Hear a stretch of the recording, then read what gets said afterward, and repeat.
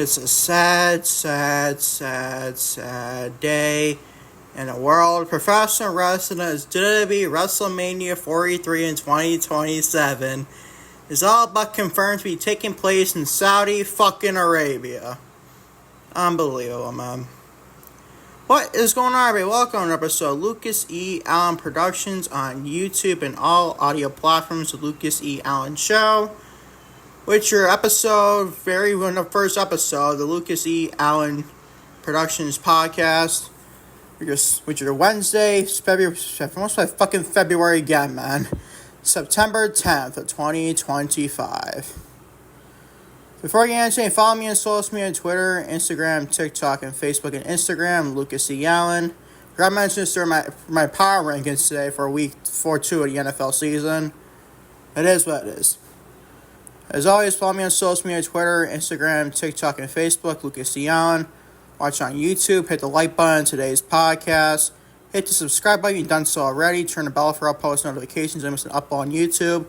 And leave a comment. Think of the very first episode of Lucas E. Allen Productions for September 10th of 2025. Almost a fucking February again, man. Unbelievable. Watch on Spotify. Do the same thing. Leave a comment on this podcast to say the least. And also leave me a 5-star rating as well. Let's get right into your podcast, shall we? Unbelievable. WWE WrestleMania 43 is headed to Saudi Arabia in 2027. Oh, fucking joy, man. Oh, fucking joy. We're going to discuss at the very top of the show, man. It's going to be a lot of anti-WWE content today, man. If you're a WWE drone or WWE, whatever you want to call yourself, or Freako, I don't fucking care. Like they call it AEW Sickos, they call it AEW Sickos, I don't blame you, honestly. But you're AEW Freakos, how about that one? You got Sickos and Freakos, lovely. Also, Mark Shapiro, TKO executive, says the goal is to make WWE WrestlePalooza another WrestleMania and SummerSlam. Lovely! Fucking lovely, man. Unbelievable. Who the fuck wants to see WrestlePalooza, another WrestleMania and SummerSlam? As if we can't see the Royal Rumble or Survivor Series, even Money in the Bank for that, right? Unbelievable. Unbelievable, right? We're going to be discussing that. Also, in Triple H says WWE WrestlePalooza came together very quickly. Yeah, no shit there, Hunter. Probably made us go head to head with AEW. That's all you made it for. And plus more money, obviously. Trust me, I give AEW a lot of shit, people. I'm a lot of shit for his Dynamite card tonight, by the way. So stay tuned for that. We'll also get some Bryan Danielson talks WWE's tactics against AEW. We're discussing including a very interesting comment he made about AEW not being very competing with WWE. Very interesting comment from Bryan Danielson there, and I don't blame him whatsoever saying that. You know, he's working for said AEW. We're also in AEW Dynamite September 10th, 2025 preview spot I'm going head-to-head with, basically. So give me your preview for that to say at least for a couple of minutes from now. The show's taking place in 3 minutes from now at 7:57 p.m. Eastern Standard Time in Syracuse, New York, obviously. And also this day in wrestling history as well. As always, thank you for watching. Lucas E. Allen, you may be. As always, going to say it's episode number 1 for September 10th of 2025. Your Wednesday, September 10th of 2025 on YouTube and all audio platforms of the Lucas E. Allen Show. Starting with, you sadly fucking guessed it. WWE WrestleMania 43 is heading to Saudi Arabia in 2027. Oh boy, man. Oh joy. I can't wait to see Saudi Arabia get WrestleMania, man, said nobody ever. And what appears to be a historic development for WWE, said nobody ever. An accidentally distributed press release has indicated that the company's biggest event near WrestleMania will be held outside North America for the very first time ever. Wait, accidentally, you say? But you need to tell me that it was distributed was not even supposed to be. Oh, boy, what a fucking weird people in WWE, says TKO, right? Unbelievable. According to the release, which was quickly retracted, no shit, WrestleMania 43 is set to take place in the Kingdom of Saudi Arabia in 2027. Oh, joy. News broke earlier today after a press release written by Art Beck was sent out prematurely. The document explicitly stated that the 2027 edition of the Showcase of Memorial's WrestleMania would be hosted in Saudi Arabia while the official release was pulled. The information is legitimate, with the formal public announcement from WWE expected to be made sure later in the near future. Fucking lovely, like I said, man. Lovely. WrestleMania is all but being infused as a fucking money grab to WWE/TKO Group Holdings. That's all it is. It was a shit card, ultimately give us a fucking so-called, call it WrestleMania, ultimately give us a shit card, like WrestleMania 41 in Las Vegas this year, probably even WrestleMania 42 in Las Vegas again. Like, this is just all about fucking money grabs, bro. That's all it is. And it's sad. I get it, you're about business. I get it. I get you're all about fucking business and all about fucking money. But to please your fans, you're doing nothing but not pleasing your fans here, in all honesty. You're probably driving your fucking fans away, if anything, with this. Just saying. Like, it's fucking ridiculous how WrestleMania is going to be all but used as a fucking money grab to WWE and TKO. You can't give Triple H a pass in the back here either. I know he's not the owner of WWE and TKO. I get that. He's got bosses at TKO Group Holdings. I understand that.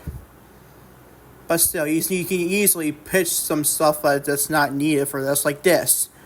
The United Kingdom, which we're in fucking Paris. France is obviously the best crowd at all of Clash in Paris this past August. That crowd was fucking incredible. Best crowd in all of fucking wrestling. It's the Paris-France crowd. It's fucking incredible. Even the United Kingdom obviously is obviously up there too. They should definitely get a WrestleMania. What does WWE do? Give it to fucking Saudi Arabia. Because why the fuck not? Got as much Saudi Arabia events coming up next year in 2026. Got fucking 3 of them. Including the Warrior Rumble probably be taking place in 2026. That's all but confirmed, obviously. How fucking ridiculous does that fucking sound? Like I said at the top of the show, it's a sad, sad day for normal wrestling fans. And not the sicko WWE freakos, to say the least. Yeah, I called you sickos. You called the AEW sickos that. I'm blaming what else for doing that. AEW fans are just as bad as you people, though. They're just as bad as you. I'm going to call you WWE freakos. How about that? There's AEW sickos and WWE freakos. How about that one, bro? Unbelievable, man. This is complete fucking bullshit story. And that's not saying it's false. It's probably up but confirmed. It's just fucking ridiculous how I report shit like this. Nobody on God's green earth, unless the Saudi Arabia's crowd has been actually not that bad. But they don't deserve a WrestleMania. You got plenty of fucking shows happening in 2026. And even in 2027.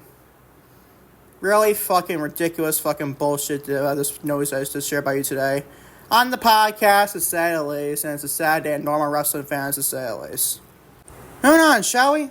More bullshit. Mark Shapiro, the TKO executive, says the goal is to make WWE WrestlePalooza another WrestleMania and SummerSlam. Oh joy, oh joy.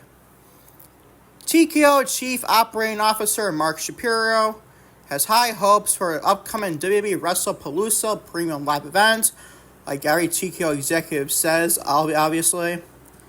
Stating that the company's goal is for the new show to become an annual recurrent franchise on par with the biggest events of the year. Oh, fucking joy.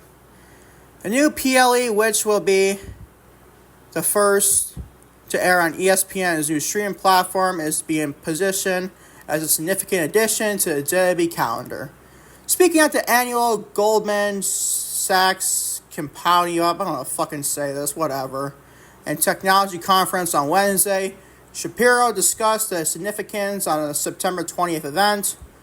He explained that the company sees the potential for WrestlePalooza to become a cornerstone of the yearly schedule. Oh boy, oh boy. He says in that quote, "Hopefully WrestlePalooza is a winner and we can bring that back annually.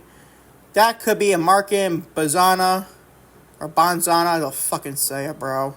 For us, if we do that, he said. Shapiro then revealed the creative effort being put into the inaugural event, or show, saying that Paul Triple H Levesque is spending day and night creatively making what we think it can be another WrestleMania or SummerSlam. Another SummerSlam, end quote. Ladies and gentlemen, I don't care to see a WrestlePalooza every fucking year. This ain't gonna be on par for WrestleMania and SummerSlam. Why? Because it's called Wrestle, and WrestleMania is called, obviously, Wrestle involved. Are you fucking kidding me? What, is this gonna be like fucking right in between SummerSlam and Survivor Series? Why? Why is that the case? And plus, it's the not PLE following SummerSlam, maybe Clash in Paris this year, but still. Too many fucking events, and you can't build all because you have fucking so many fucking events. PLEs, Saturday Night's Main Events, Raws, SmackDowns. What the fuck more do we need? How too much is too much? We don't need WrestlePalooza to be a big six now. Got WrestleMania, got SummerSlam, got the Royal Rumble, got Survivor Series, and now you got Money in the Bank. We don't need a sixth big-time event of the year. Unless you trim down the rest of the events. But you're not going to do that because you all care about your fucking money, WWE, TKO. Just the harsh truth. Doesn't matter. That's all they care about, honestly. You don't give a fuck about us. They're probably laughing at us for paying us amount of this fucking money to see these shows. That's what they're doing. That's exactly what they are doing. And that's the sick, twisted thing about this professional wrestling stuff there, WWE. How sick you people can be. That's why I call you freakos, your fans. WWE freakos. Yes. Yes, man. All honesty, I do not care to see WrestlePalooza card looks pretty good on paper, I gotta be honest. Got Io Sky, Stephanie Vecchia for Women's World Title. Looks better than All Out, I'll be honest. Got Stephanie and Io. We got the AJ Lee and CM Punk against Becky Lynch and Seth Rollins. That's me, obviously, a big-time story involved in that. But in all honesty, it's not about the Usos. It's got Braun Breaker and Bronson Reed. That's another match. It's just whatever, though. That's just whatever, honestly. Whatever, man. It is what it is. Fucking sick, twisted fucking brains of WWE, in all honesty, man. Keep up there and just going forward, I guess, to say at least, alright. On to more obvious Triple H bullshit here, boys and girls. Triple H says WWE WrestlePalooza 2025 came together very quickly. Yeah, no shit, Hunter. Please put some better news out there, would you please?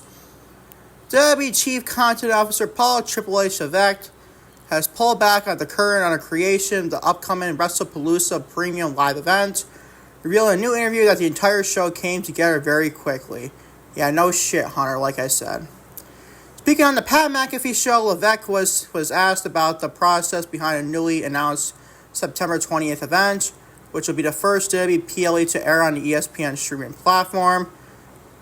WWE has honored their number of events that year for Peacock and started with the ESPN deal earlier than originally expected. Like I said, more money, obviously. There was a lot of thought, but it was the brief period of time. We were sort of under the gun. Levesque said, as soon as we heard Indy was on the table, they had opened a date. They'd open, we were in. That was a no-brainer for us. Like I say, all about fucking money.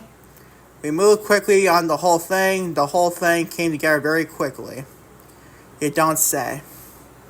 It was one of the questions you chose September 20th, right? He wanted to state that the request for the mega event on September came directly from the new broadcast partner. ESPN asked for the date.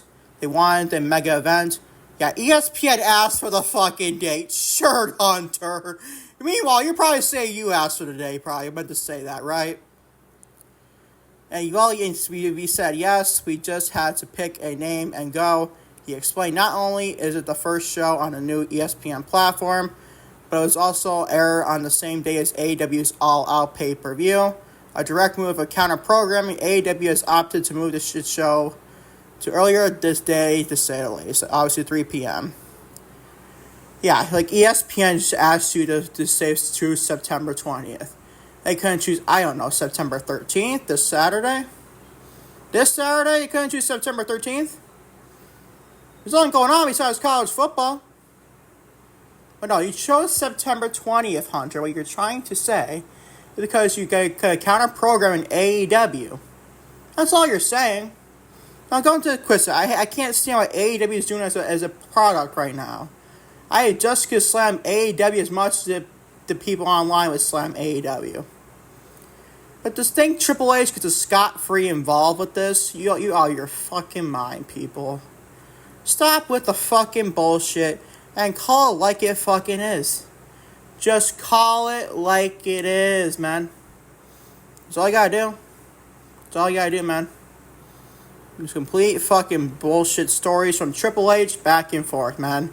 And it's complete fucking stupid, if you ask me. So Bryan Danielson talks WWE's tactics against AEW counter-programming, including comment he also made about AEW potentially being a competition for WWE. I thought his comments about that was actually pretty well spoken, pretty honesty, man. I'm discussing it right now. Bryan Danielson has offered his perspective on WWE's recent strategy of counter-programming AEW pay-per-view events. In an interview, Danielson stated that he does not believe the tactic is a sign that WWE views AEW as a real danger to the business, but rather that is one of the weird games that people with power and money play. Which is definitely true. I will be honest there. It's definitely true. Speaking on Corza's pros, Danielson was asked for his thoughts on WWE's recent trend of scheduling a premium live events the same day as AEW pay-per-views. He does not believe AEW is at the point of being a true threat to WWE's billion-dollar business. There you go. He does not believe that. I'll stop right there for a brief second. That is definitely perspective right for Danielson saying that. He has every right to believe that, and plus he even works for AEW. Saying it's while working with AEW, I mean, Tony Khan will give him some, punishment there, remains to be seen with that. I'm just curious, what the people who are making these decisions, what are they thinking, right? It's in the sense of, this AEW thing is a real danger to our billion-dollar business. That can't be it, he said. He then went to explain that he believes that the existence of AEW has been a net positive for all wrestlers, as it has forced WWE to pay their talent more than they ever were in the past. And about that, Vince McMahon likes to pay a lot of his wrestlers, man, fucking money to stay away from competition like AEW. Danielson, who has been worked the highest levels of both companies, said that he questions the decision-making process behind the counter-programming. It's interesting because you're not at the point of being a threat. It's also one of those things that people who really crave or carve power and a lot of money play these weird games that I don't understand. You mean both, Brian. You mean both, he said. I don't understand. It's okay, we're going to run all the competitors that might be competitive with us out of this business. Why? It's good. It's good for the wrestlers. It's good for the big wrestlers, both in AEW and in WWE. It's good for them to say, at least he said. But he's definitely right there in all honesty. Danielson added by saying that while he doesn't understand the corporate game management ship, he has a great deal of respect for the people who work in WWE as well. He praised WWE too, I gotta be honest. Complete honesty from Bryan Danielson. I'd like to see it more from wrestlers, man. He didn't totally shit on WWE and shit on AEW. He works for AEW and he's talking all honesty, we think of ourselves as wrestling fans. Why is it all about the fucking money instead of fucking wrestling fans? I can understand it's every now and again. You gotta play devil's advocate. You can't just feel one business head above and speak of all the wrestling fans above either. You gotta meet them in the middle. What WWE does is different from AEW, and it's both the same trajectory though. One is about their fans, and one is about fucking their all money. You gotta meet the people in the fucking middle there, AEW and WWE. Bryan Danielson said it like it is right here, and I will appreciate him for saying this for sure to say at least. And finally, everyone, this day in wrestling history. Look, it's a segment doing an AEW Dynamite September 10th, 2025 preview. I was originally going to do that, you're right, but I'm chose not to do that because right now it's only half an hour already into the show at the time I was recording, obviously. So to finish off this day in wrestling history, you came for an AEW Dynamite preview. I am sorry, people, I let you down big time, I know. Starting on this day in wrestling history, the final part of the show. 1996. Dusty Rhodes, his former valet in his brief WWF stint. Safri passed away as a result of a heart attack in St. Louis, Missouri. So that was 1996. Moving on to 2001, start of the 21st century. On Raw, the WWE champion Stone Cold Steve Austin rallied the alliance together to take out frustrations on Kurt Angle, put an Olympic gold medalist in a hardcore title match against Rob Van Dam. In the main event, Test and Stephanie McMahon and Hunter Hearst Helmsley, also known as Triple H, took on WCW champion The Rock in a handicap match. Lovely, bro. That sounds fucking ridiculous. This would be the last episode to be titled Raw is War, and the 9/11 and terrorist attacks took place the next day, and the title of the show was changed immediately to Raw, which is definitely fair in all honesty. That is 2001, 2007. On the go-home edition of Monday Night Raw, and for Unforgiven, Mr. McMahon, also known as Vince McMahon, found out the identity of his illegitimate son. WWE Champion John Cena was provoked by Randy Orton ahead of their upcoming pay-per-view WWE title rematch. Triple H took on Shelton Benjamin. The Intercontinental Champion Jeff Hardy was forced to take on SmackDown's World Heavyweight Champion, the Great Khali. The Great Khali, God forbid. Man, he is fucking awful what he was, man. That was 2007. Two things in 2012. After teaming with Randy Orton to face CM Punk and Dolph Ziggler on Raw, Jerry Lawler suffered a heart attack. Live on the commentary, Lawler's life was saved by CPR from WWE's Dr. Samson Salis. So that's one part 2012, one other part in 2012, and the final part is saying wrestling history. WWE Hall of Famer Bret Hart conducted a head-to-head interview with CM Punk and John Cena on a go-home edition from Raw in Montreal for Clash of Champions. Later on the show, Punk faced an opponent chosen by the WWE audience. This will be the first time Hart had appeared in a WWE event in Montreal since an infamous screw job at Survivor Series in 1997. That is this day in wrestling history. Hear my fucking chair go off. Lovely. And that's all I got for you today in Lucas E. Allen Show, basically in productions, for September 10th of 2025. Thank y'all for watching Lucas E. Allen Productions on YouTube and all audio platforms. Lucas E. Allen Show, which episode for today being for September 10th of 2025. Until next time, it should definitely be a next time. Everybody, peace and love. Right, I am out. Love you all big time, to say the least.